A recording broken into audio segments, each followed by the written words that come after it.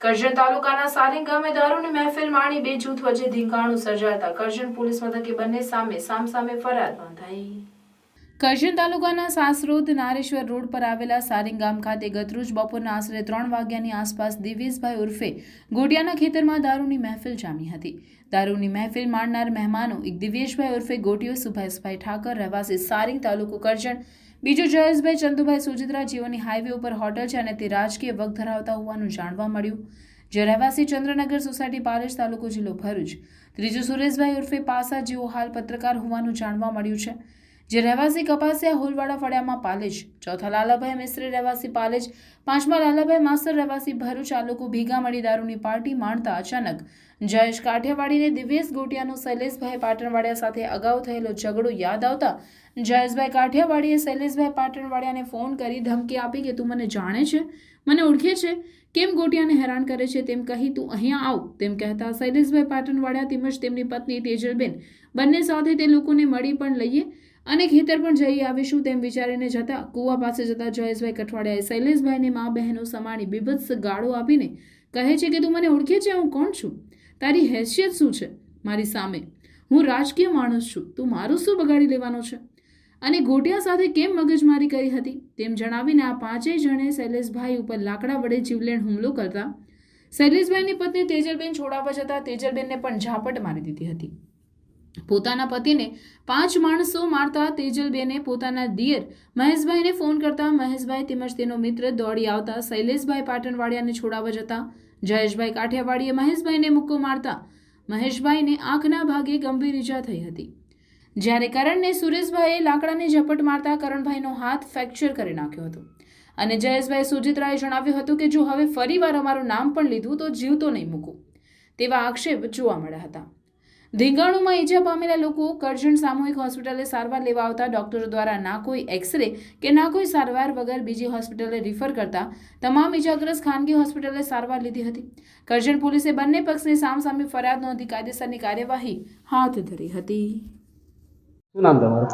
મહેશભાઈ ભૂપેન્દ્ર પાટણવાડિયા। શું કહેવા માંગો છો આ હુમલા બાબતે? હુમલા બાબતમાં એવું હતું કે મારા ભાઈ મારા ભાભી ખેતર ગયેલા તો આ લોકો ડ્રિંક કરતા હતા, 6 જણા ડ્રિંક કરતા હતા એકડી રસ્તા પર બેઠા બેઠા। કોણ કોણ હતા એ હતા સાડીના ગોટાભાઈ કરીને હતા, સાડીના અને પાલનના પાસાભાઈ કરીને હતા અને બીજા એક જયેશભાઈ કાઠિયાવાડી છે એ લોકો હતા। એ લોકો બહુ મોટી ટોપી છે એટલે લોકો દાદાગીરી અમારે દાદાગીરી કરી। મારા ભાઈ ખેતર જતો હતો, ખેતરથી ફોન કર્યો મારા ભાઈ પડે કે લુખ્ખા કઈ જાય છે તું, પાછો આવી કે તને મેં જોયો તો મારા ભાઈને પાછો બોલાવ્યો એ લોકો। તો મારા ભાઈ મારા ભાભી ખેતર ગયા હતા નાનું છોકરું લઈને તો પાછો બોલાવ્યા મારા ભાઈ કે શું છે, શું ગયો બોલતું મને હા ગાળા બોલતો હતો તો મારા ભાઈ થઈ ગયો તો મારા ભાઈને જેમ તેમ ગાળા બોલાવાઈ ગયો। મારા ભાઈ જો બાથામાં બાથી કરી લોકોએ, પછી મારા ભાઈને 2 સપાટા માર્યા ને મારા ભાભી મારા ભાઈ નાઠા હતા તો મારા ભાભીએ મને ફોન કર્યો કે તમારા ભાઈને મારે છે, વહેલા વહેલા આવો।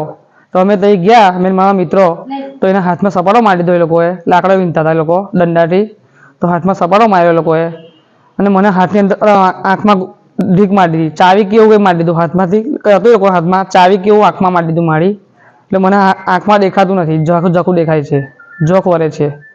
અને એ લોકો 6-7 જણા હતા, પાસાભાઈ હતા અને એક તો પેલા જયેશ કાઠિયાવાડી હતા અને બીજો કંઈ લાલાભાઈ કરીને હતો, 2 લાલા નામ છે, બહારના હતા એ લોકો, એટલે ઓળખતા નથી અમે। અમારી સીમમાં પાલેજથી અમારી સીમમાં મને મારવા માટે એ લોકો આવ્યા હતા, ગોટિયાભાઈ થ્રુ મારવા આવેલા મને। લોકચર્ચા દ્વારા એવી વાત સાંભળાય કે તમારી કોઈ અંગત અદાવત આગામી દિવસે થયેલી એ બાબતે આ હુમલો થવામાં આવ્યો? આ તો અમારે ગોટાભાઈ જોડે 6 મહિના પહેલા બોલાબોલી ખાલી થયેલી, બોલાબોલી એ મિત્રો જ છે અમારા, બોલાબોલી થઈ હતી, એ વાતનું સમાધાન થઈ ગયું અમારે, અમે હાથે બેસતા ઉઠતા થઈ ગયા છે, સમાધાન થઈ ગયું। પણ આ લોકો ત્યાં કુએ પાર્ટી કરતા હતા, ડ્રિંક કરતા હતા 6 જણા, તો આ લોકોએ વાત કરી ચર્ચા કરી છે સમય વિશે, તો મને આ લોકોએ મારવા સારું બોલાયા, એ લોકો દગાથી માર નાખવાના મતલબ પ્લાનિંગથી બોલાયા હતા મને ત્યાં આગળ।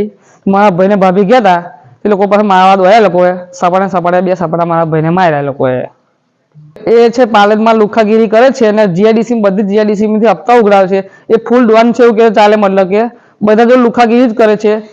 આજને વર્ષ પહેલા મારી જો બી દાદાગીરી કરી હતી લોકોએ, પણ અમે નીચું મેકીને નાહી આવ્યા છે, ઘરે નાહી ગયા પાછું હોય કે મગજમારી ના કરે, ઘરે નાહી ગયા પાછા। અને હમણાં બી ફૂલ દાદાગીરી કરે છે પાલેજમાં બધે જ, અને જીઆઈડીસી થી પણ હપ્તા ઉઘરાવે છે, લોકો પર દાદાગીરી કરીને હપ્તા ઉઘરાવે છે। આ જયેશભાઈ કાઠિયાવાડી કરીને છે, ભાજપના કાર્યકર્તા છે ભરૂચની અંદર.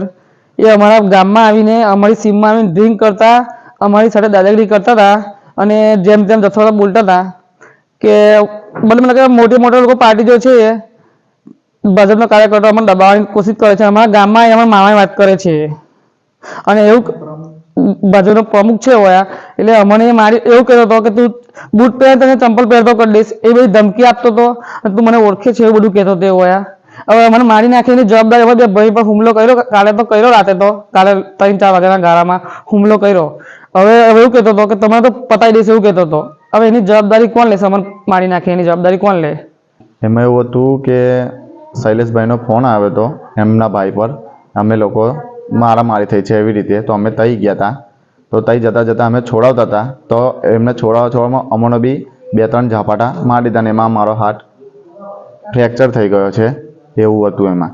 ને ત્યાં આગળ દારૂની મહેફિલ ચાલુ હતી, એ લોકો ફૂલ દારૂ જ પીતા હતા.